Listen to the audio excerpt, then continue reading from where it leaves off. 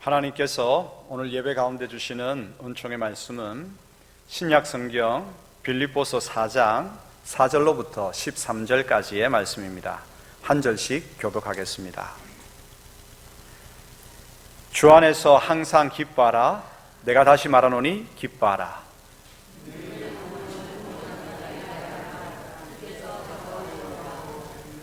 아무것도 염려하지 말고 다만 모든 일에 기도와 간구로 너희 구할 것을 감사함으로 하나님께 아뢰라.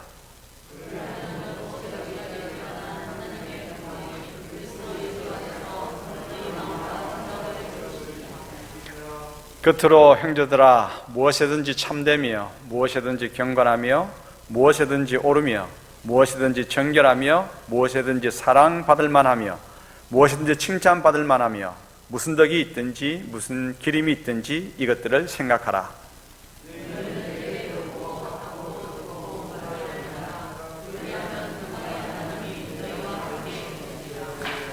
내가 주 안에서 크게 기뻐함은 너희가 나를 생각하던 것이 이제 다시 싹이 나미니 너희가 또한 이를 위하여 생각은 하였으나 기회가 없었느니라.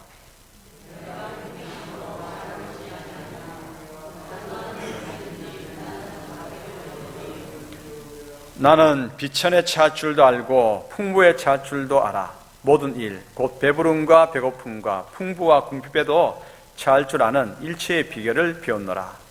내게 능력 주시는 자 안에서 내가 모든 것을 할 수 있느니라. 아멘. 하나님의 평강이 오늘 예배에 참여한 모든 분들 가운데에 가득하기를 소원합니다. 이곳 예배당 현장 가운데서도 또 온라인 영상 예배에 참여한 모든 분들 가운데도 하늘의 샬롬이 풍성하게 임하기를 다시 한번 축복합니다. 제가 오늘 찬양한 모습을 보면서 마스크 이렇게 쓰고 찬양하기가 사실 굉장히 힘들어요. 말해주셨습니다.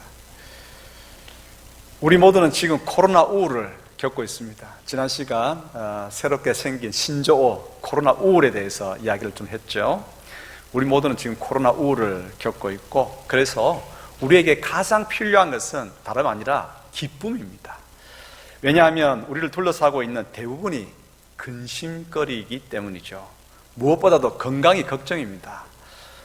또 살림도 걱정이고, 또 직장도 사업도 걱정입니다.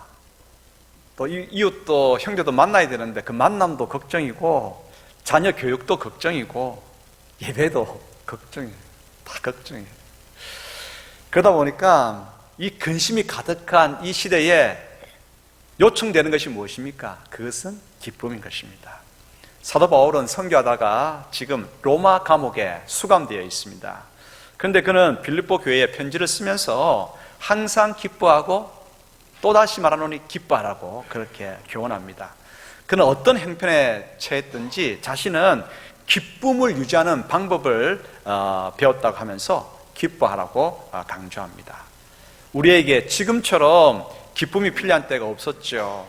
하나님께서는 빌립보서를 통해서 우리에게 기쁨에 대해서 전해줍니다. 그러므로 마음의 길을 크게 열고 경청하도록 하십시다. 첫 번째, 우리 질문을 통해서 한번 하나님의 메시지를 듣도록 하십시다. 왜 빌립보 교회에 바울은 기쁨을 강조할까요? 그럼 빌립보서의 전체 배경은 무엇일까요? 여기에 대해서 한번 질문하면서 하나님의 메시지를 듣도록 하십시다. 빌립보는 유럽의 첫 도시입니다.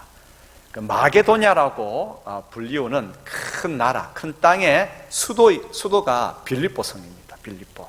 바울은 2차 선교 여행 중에 빌립보를 방문하였습니다. 본래 바울은 빌립보로 가려고 하지 아니하고 지금 같으면 스페인으로 가려고 했는데 마게도냐인이 꿈에 나타난 거예요. 바울의 꿈에 나타나서 제발 와서 우리를 도우라.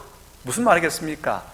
마게도냐 지방에도 와서 예수 그리스도의 복음을 전해달라고 하는 그런 뜻 아니겠습니까? 그래서 이것은 성령님의 이끄심이다 그렇게 여기고 빌립보로 가게 되었고, 거기에서 복음을 전하게 되었죠.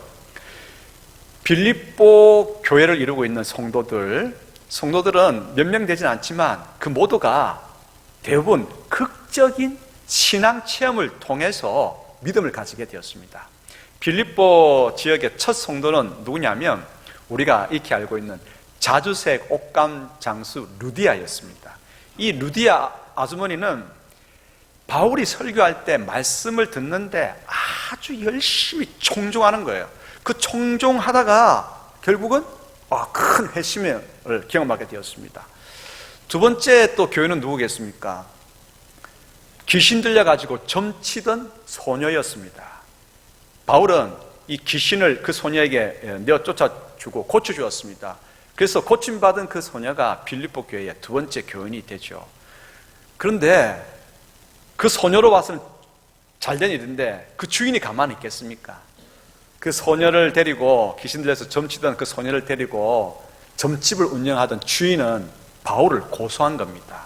그래서 바울이 빌립보 옥에 갇히게 되었죠. 그 한날 저녁 찬양하는 가운데에 지진이 나서 바울이 갇혀있는 이 빌립보 감옥이 흔들리면서 감옥 문이 다 열리게 되었습니다. 이거 큰 일이 난 거죠. 이 감옥을 책임지는 간수장은 이거 큰일 나게 되었다. 내가 책임을 져야 되는데 이 일을 어떻게 할까? 자기를 하려고 했단 말이죠. 그런데 바울이 죄수들이 탈옥하거나 악행을 저지르지 않도록 죄수들을 다독였습니다. 그러한 바울을 보면서 이 빌립보 간수장이 감독을 먹은 거예요. 감독을 먹고 선생님 어떻게 하면 구원을 받겠습니까? 자기 집으로 바울을 초청하고 바울이 이제 매 맞은 곳을 다 닦아주고 그리고 세례를 받게 되죠. 그래서 이제 빌립보 감옥의 간수장과 그 가족들, 귀신 들려서 점을 쳤던 그 소녀, 그 자주장사 루디아, 이들이 빌립보 교회에 마게도냐 지역의 빌립보 교회의 첫 번째 성도들이 되는 것입니다.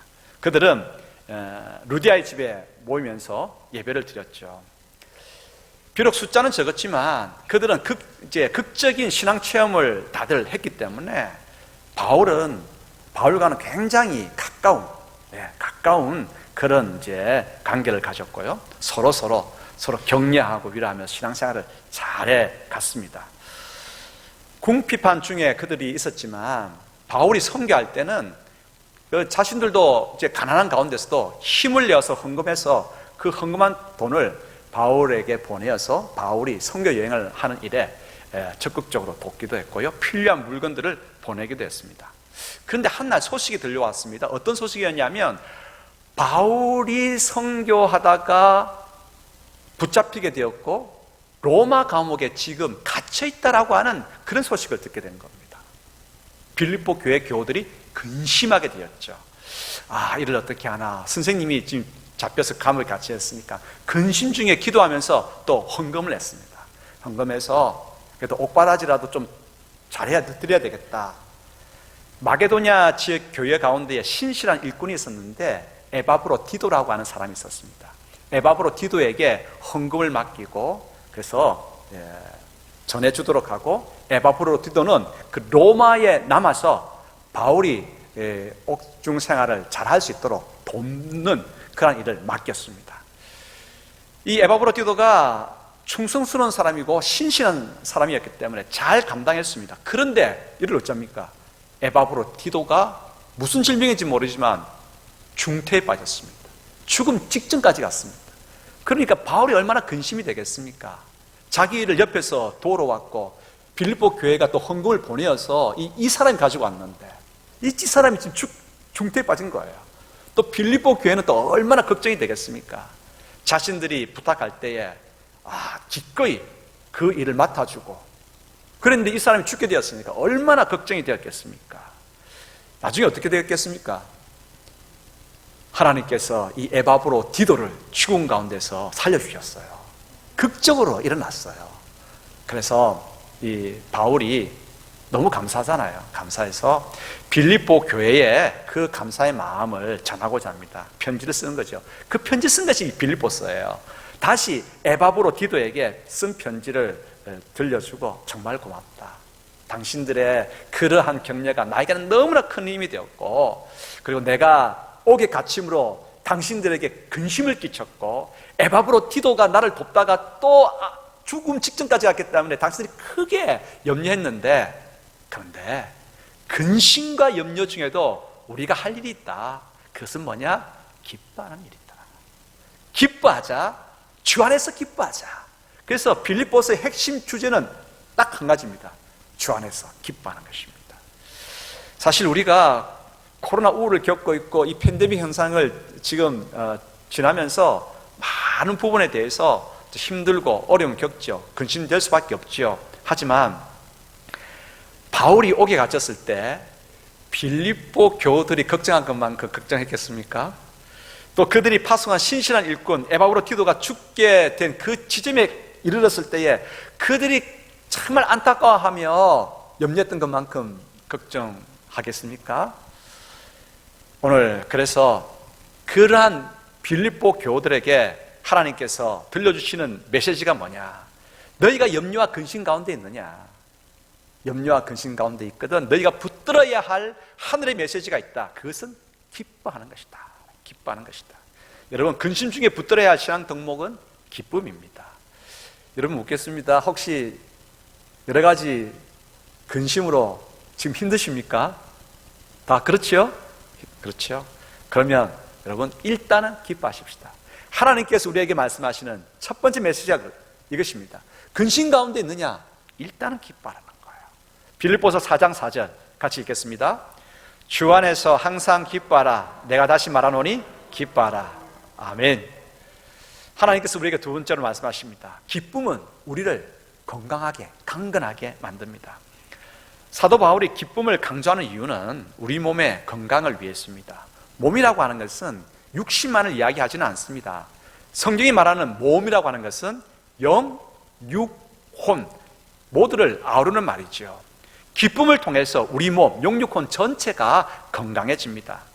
워싱턴 포스트지에 실렸던 글입니다. 모든 인간은 고통을 극복할 수 있는 능력이 스스로에게 존재한다. 우리 몸에는 완벽한 약국이 있다. 우리는 그 어떤 병이라도 치유할 수 있는 강력한 약을 가지고 있다. 그것은 다름 아닌 바로 웃음, 기쁨이다. 그렇게 기록을 했었습니다. 반면에 여러분, 우리 가운데 계속되는 슬픔, 근심, 염려, 불안은요, 우리 몸을 병들게 합니다. 몸을 지탱하고 있는 뼈를 상하게 함으로 건강을 잃게 만들죠. 특별히 우울증은 현대인들이 많이 겪는 질병입니다. 우리나라 보건복지부가 2016년 국내 우울증 환자를 61만 3천 명으로 밝혔습니다. 이에 대해서 의학신문에서는 이것보다 좀 더 큰 보고를 하고 있습니다. 2009년에 55만 명, 2013년에 66만 명, 그래서 한 해 평균 4.6%씩 증가하고 있다고 그렇게 보고했습니다. 이처럼 현대인들이 우울증을 많이 겪다 보니까 감정을 조절하는 항우울증 약이 많이 개발되었습니다. 대부분 항우울증 약은 인간의 감정을 조절하는 이 물질이 있어요. 신경전달 물질 세로토닉이라고 하는 물질이 있는데 이 물질을 항우울제 약을 가지고 조절해 가지고 사람이 느끼는 슬픔을 조절하는 거예요. 근데 약물의 이러한 항우울증 약물에 비해서 그 효력에 비해서 부작용이 너무 큰 거예요. 약물을 끊게 되면 감정의 변화가 크게 일어납니다. 통제가 안 되는 거죠. 잘 되다가 약을 끊으면 더 크게 증폭이 되는 거죠. 그 한 예로 미국에서 총기 난동을 벌인 사람들을 조사해 보니까 항우울증 대표적인 약이 프로작이라고 하는 약인데 프로작을 장기간 복용하고 있었다고 하는 보고가 있습니다. 그러므로 우리 몸속의 감정을 조절하는 물질 세로토닉을 약품으로 조절한다고 해서 우리 가운데에 기쁨이 솟아나지는 않습니다. 슬픔은 슬픔의 어떤 정도는 조절되지만 기쁨을 솟아나게 할 수는 없습니다. 그래서 지금 약물 대신에 그냥 우리가 보편적으로 할 수 있는 우울증을 극복할 수 있는 방법을 이야기를 하고 있어요. 제가 지금 소개해 드릴게요. 첫 번째는 뭐냐? 햇볕을 보는 겁니다. 햇볕은 하나님께서 주신 참으로 좋은 약입니다. 햇볕 아래에서 규칙적으로 걷는 것만 해도 우울증을 치료하는 아주 좋은 약이 되는 거고, 그 다음에 우리의 생각을 항상 밝게 가시는 겁니다. 그것을 훈련하는 것입니다. 그러므로 햇빛 아래에서 규칙적으로 운동하는 것과 우리 생각을 항상 밝게 훈련함으로 인해 가지고 우울증을 그냥 일반인도 집에서 이렇게 조절해 나갈 수가 있는 것이죠. 그렇기 때문에 성경은 오늘 우리에게 기뻐하고 기뻐하라고, 기쁨을 연습하고 연습해서 우울증을 극복해 나라고 말하고 있는 것입니다. 잠언 17장 22절 읽겠습니다. 마음의 즐거움은 양약이라도 심령의 근심은 뼈로 마르게 하느니라. 그렇죠. 즐거움, 기쁨은 양약입니다. 하지만 근심하고 염려하고 불안해하는 것은 뼈를 마르게 해서 질병에 빠지게 만들죠. 우리 마음에 주님께서 거하시면 기쁨이 솟기 시작합니다. 우리 속에 성령님이 임하시면 즐거움이 차기 시작합니다. 모든 일에 희망을 품게 됩니다. 그러면서 우리는 항상 건강해지죠. 그래서 빌립보서는 기쁨을 강조하면서 어디 안에서 기뻐하라고 말씀하고 있습니까? 주님 안에서 기뻐하라고 말씀하고 있습니다. 주님 안에서 즐겁게 사는 것이 건강을 유지하는 비결입니다. 다시 한번 빌립보 4장 4절 읽겠습니다. 주 안에서 항상 기뻐하라. 내가 다시 말하노니 기뻐하라. 아멘. 지금 이 시간부터 기쁨을 결단하십시다. 세 번째입니다. 기쁨은 믿음의 열매입니다. 우리가 살아가는 우리의 삶은 기뻐하도록 삶이 그렇게 진행되지 않습니다. 그렇지 않습니까? 사업에 실패도 있고 시험에 떨어지기도 하고 건강이 악화되기도 하고 자녀가 문제를 일으키기도 하고 살림이 쪼들릴 수도 있고 이웃과의 갈등이 벌어질 수도 있고 부부가 또 싸울 수도 있고 코로나19 같은 예기치 않았던 팬데믹이 우리에게 불어닥칠 수도 있습니다. 하지만 이러한 모든 어려움들도 하나님을 의지하고 그분의 도우심을 바라고 나아간다면 하나님께서 반드시 우리를 견디고 헤쳐나갈 수 있도록 도우신다라고 하는 이 믿음이 우리 가운데 있어야 됩니다. 우리가 믿는 하나님은 어떤 분이십니까? 온 세상을 창조하신 창조주 하나님이십니다. 그 창조주 하나님은 만드신 모든 만물을 오늘도 친히 이끌고 다스리고 나가시는 분이십니다. 섭리자가 되시죠. 그래서 창조주는 곧 선하신 섭리자이십니다. 우리가 하나님에 대한 이러한 믿음이 있다라고 한다면 우리가 만난 여러 가지 어려움들, 이 팬데믹 같은 현상 가운데서라도 하나님께서 도우신다, 하나님께서 은혜를 베푸신다, 견뎌낼 것이고 풀어나갈 것이다라고 하는 그러한 기대감과 희망으로 넘쳐나게 됩니다. 여러분, 우리에게 기대감과 희망이 있으면 웃을 수 있고 기뻐할 수 있죠. 그렇죠? 그러므로 우리에게 하나님에 대한 흔들리지 않는 믿음을 가지고 있어야 됩니다. 히브리서 11장 1절 그리고 6절 읽겠습니다.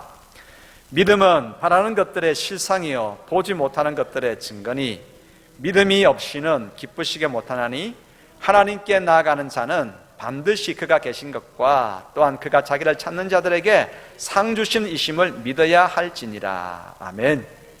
그렇습니다. 우리의 믿음은 우리가 만난 어려운 문제를 하나님께서 능히 해결해 주실 것이라고 하는 전능하신 하나님에 대한 선한 섭리의 하나님에 대한 믿음입니다. 이 믿음을 가지고 있으면 기대와 소망이 넘치고 그러므로 우리 가운데는 기쁨이 솟아나게 되는 것입니다. 그러므로 기쁨이라고 하는 것은 믿음의 열매입니다. 믿음을 가지고 있기 때문에 우리 가운데에 기쁨은 끊어지지 않는 것입니다. 시편 16편 8절로부터 11절 읽어볼까요?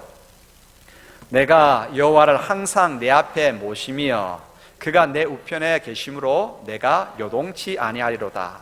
이러므로 내 마음이 기쁘고 내 영광도 즐거워하며 내 육체도 안전히 거하리니 이는 내 영혼을 음부에 버리지 아니하시며 주의 거룩한 자로 썩지 않게 하실 것임이니이다. 주께서 생명의 길로 내게 보이시리니 주의 앞에는 기쁨이 충만하고 주의 우편에는 영원한 즐거움이 있나이다.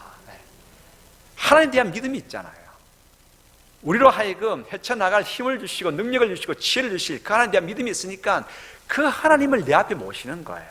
그 하나님을 내 앞에 모시니까 나는 흔들리지 아니하고 주님께서 주시는 그 기쁨, 그 즐거움이 넘쳐나게 되는 것입니다. 그렇습니다. 우리가 하나님에 대한 가지는 믿음은 분명히 우리를 도우실 전능하신 하나님, 선한 섭리의 하나님을 우리는 믿습니다. 그래서 그분이 우리 가운데 오셔서 반드시 도우실 것입니다. 사업에 엉킨 실타래를 풀어주실 것이고, 자녀들의 문제를 해결해 주실 것이고, 우리의 질병을 치유하실 것이며, 우리에게 닥친 모든 역경과 난간을 풀어갈 수 있는 힘과 지혜를 허락하여 주실 것입니다. 이 믿음을 가지고 나아가십시다. 이 믿음이 있으면 자연히 우리 가운데 기쁨이라고 하는 열매가 맺히게 됩니다. 기쁨은 믿음의 열매입니다. 네 번째로, 기쁨은 선택의 문제입니다. 그러므로 또 다짐하십시다. 내가 어떤 환경 속에서라도 기쁨을 선택하리라. 기쁨을 선택하십시다. 신약 성경에는 기뻐하라라고 하는 동사형 기쁨의 단어가 72번 나옵니다. 그리고 명사형 기쁨이라고 하는 단어가 60번 정도 나옵니다. 이 기쁨이라고 하는 이 헬라어 단어는요, 이런 뜻을 가지고 있습니다. 세상에는 여전히 모순과 악이 존재하고 내 삶에도 고통이 남아있지만 구세주가 반드시 오신다라고 하는 그 기대에서 솟아나는 기쁨을 이야기합니다. 뭘 많이 가지고 있기 때문에 기쁨이 아니라 주께서 구세주가 오신다라고 하는 그 기쁨입니다. 그러므로 성경이 말하는 기쁨은 마지막 승리의 왕으로 예수 그리스도가 오실 것에 대한 그 기다림으로 인해서 생기는 기쁨입니다. 그러므로 우리가 어디에서 기뻐해야 돼요? 주 안에서 기뻐해야 하는 것입니다. 사도 바울은 빌립보서를 쓰면서 기쁨이라고 하는 말을 사용할 때 반드시 부사를 이렇게 덧붙이고 있는데, 항상 기뻐하라, 모든 일에 기뻐하라, 무엇이든지 기뻐하라, 언제나 기뻐하라, 이런 항상 모든 무엇이든지 언제나 이런 말들을 기쁨과 함께 사용하고 있어요. 왜 이렇게 이러한 부사들을 같이 쓰고 있을까요? 이유가 뭐겠습니까? 하나님의 뜻은 모든 일에 기뻐하는 것이다 라고 하는 사실을 우리에게 알려주는 것입니다. 항상 기뻐하는 것이 주님의 뜻입니다. 그러므로 우리가 주님의 뜻을 행하기 위해서는 어떤 일을 만나든지 어떤 환경 속에서든지 기쁨을 선택해야 하는 것입니다. 우리에게 기쁨을 주시기 위해서 예수님께서 십자가를 지셨습니다. 우리의 슬픔, 우리의 근심, 걱정, 막힘, 질병을 예수님께서 대신 다 지시고 십자가에서 죽으셨습니다. 우리에게 기쁨 주시기 위해서 예수님께서 이 모든 것들을 다 지시고 십자가를 지셨습니다. 그러므로 이제 우리는 어떤 환경 속에서라도 주 안에서 기쁨을 선택하고 기뻐하는 하나님의 백성들이 되도록 하십시다. 이것이 우리의 믿음이어야 합니다. 예수님을 믿는 성도들의 믿음은 다른 믿음이 아닙니다. 어떤 환경 속에서도 기쁨을 선택하겠다라고 하는 믿음입니다. 자, 기쁨을 선택하십시다. 바울은 여러 환경 속에서, 여러 환경에 거칠고 어렵고 암담한 환경 속에서도 기뻐하고 만족하기를 선택한다고 고백하고 있습니다. 주님 안에서 기뻐하기를 선택할 때 진짜 기쁨이 솟아나게 되고요, 주님 안에서 기뻐하기를 선택할 때에 모든 일을 감당한 능력이 우리 속에 생기기 시작합니다. 빌립보서 4장 11절로부터 13절 다시 한번 읽겠습니다. 내가 궁핍함으로 말하는 것이 아니라 어떠한 형편에든지 내가 자족하기를 배웠노니 내가 비천에 처할 줄도 알고 풍부에 처할 줄도 알아. 모든 일에 배부르며 배고픔과 풍부와 궁핍에도 일치의 비결을 배웠노라. 내게 능력 주시는 자 안에서 내가 모든 것을 할 수 있느니라. 모든 것을 할 수 있는 능력이 언제 주어진다고요? 주님 안에서 기뻐할 때 주어집니다. 어떤 환경 속에서도 주님께서 무엇을 요청하십니까? 너희는 주님 안에서 기뻐하라고 우리에게 도전하십니다. 결심하십시다. 기쁨을 선택하기로 결심하십시다. 다섯 번째입니다. 기도로 기쁨의 환경을 만들어 가라고 말씀하십니다. 믿음의 사람은 화난다고 화를 그대로 표현해서는 안 됩니다. 어떻게든 내가 속한 그 상황을, 그 환경을 모두가 기뻐할 수 있는 그런 환경으로 만들어가는 복의 사람이 되어야 되겠죠. 열낼 수밖에 없는 상황이 벌어졌습니다. 명절 지나면서 다툼이 많이 생긴다 그러잖아요. 주부들은 계속 음식 하는데 남편은 신문 보고 있으면 열난다 그러잖아요. 우리 성도님들 안 그러셨죠? 다들 돕고 그렇게 하셨죠? 열이 모락모락 나는 상황 속에서라도 어떻게 하셔야 됩니까? 기쁨을 선택하셔야 돼요. 기뻐야 돼요. 기뻐하고. 또 모두가 다 추울 수밖에 없는 냉기가 쌩쌩 부는 그런 상황 속에서라도 어떻게 해야 됩니까? 기쁨을 선택해야 합니다. 얼굴 찡그리지 말고. 또 화날 수밖에 없는 상황이면 그냥 얼굴이 그냥 찡그려지죠. 예. 또 추우면 추운 상황이 벌어지면 그죠? 예. 어떻게 됩니까? 얼굴이 찡그려지게 마련입니다. 하지만 우리는 우리의 얼굴을 온도를 나타내는 온도계로 사용하지 말고 뭐로 사용해야 되겠습니까? 컨트롤러로 사용해야 돼요. 요즘은 뭐 히터 따로 있고 에어컨 따로 있고 이렇지 않잖아요. 한 기계에서 히터도 나오고 에어컨도 나옵니다. 그러면 컨트롤러만 있으면 추우면 데피면 되는 거예요. 히터를 틀면 되는 겁니다. 또 너무 더우면 에어컨 틀면 되는 겁니다. 컨트롤러 하나 가지고. 우리의 삶은 우리는 하나님께로부터 어떻게 부름받았느냐? 너희는 기쁨을 유통하는 사람들이 되라고 그렇게 우리는 부름을 받았습니다. 컨트롤러가 되어야 되는 것입니다. 그냥 온도를 그대로 우리 얼굴을 통해서 드러내는 것이 아니라 우리의 상황을 바꿔내는 기쁨 가득한 모두가 적절하게 편안하게 느낄 수 있는 그런 온도를 만들어내는 온도 조절계로 살아야 합니다.